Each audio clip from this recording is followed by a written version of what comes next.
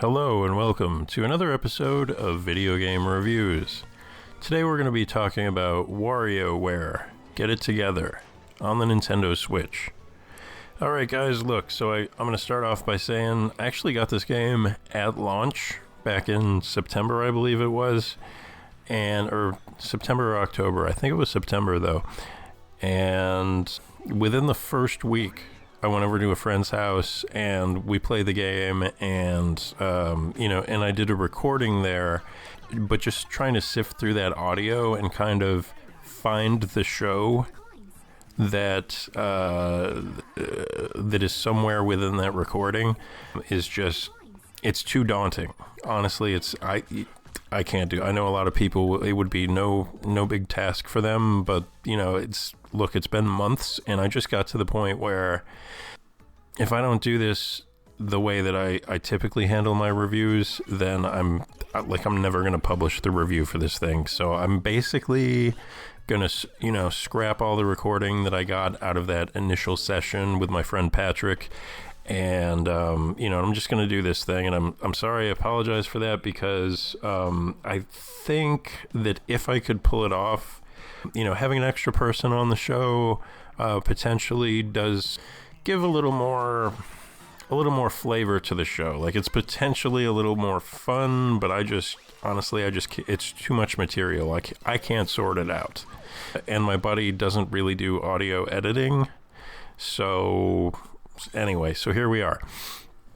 Now, I will say that one of my initial issues with the game, okay, so I guess the upside is that it didn't launch at what Nintendo considers a full price, so it didn't launch at 60, it launched at 50, but one of my initial complaints, we'll say issues, one of my initial issues with the game is I felt like it should have been closer to maybe 40.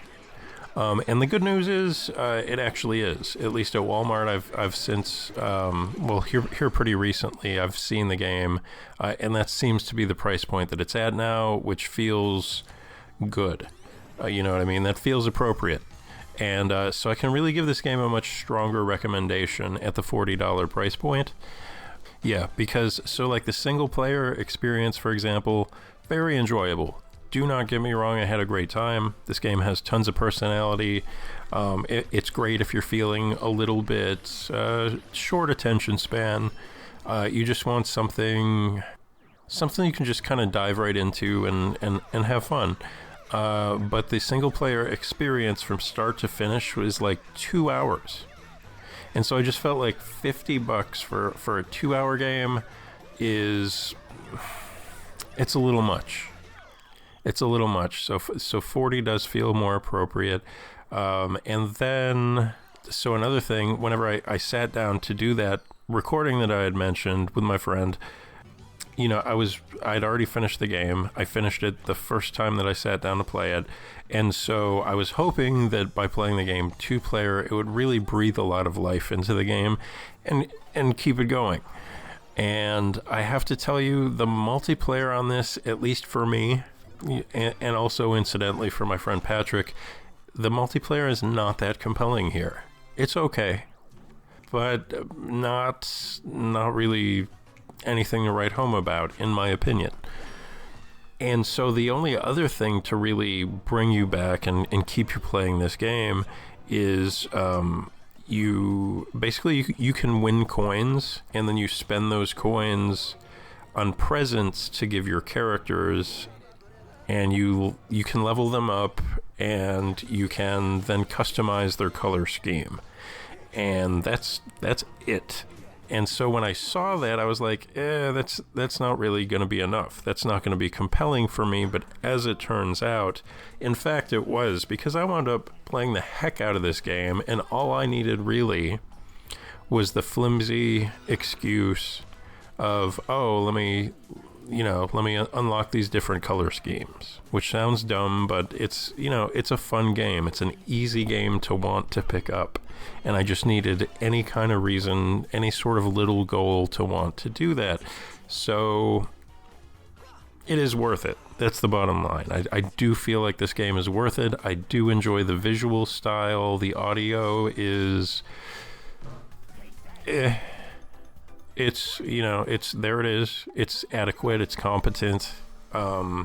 It's, you know, there's not any, you know, necessarily songs that really get stuck in my head or that I thoroughly enjoy or anything like that, but it accompanies the game well, I would say.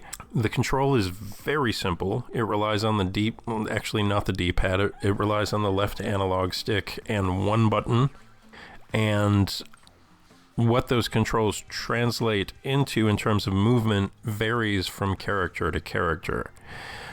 So that does keep the game somewhat interesting, but I think I'm going to keep this brief, guys. There's really not a lot to say about this game. Is it worth it?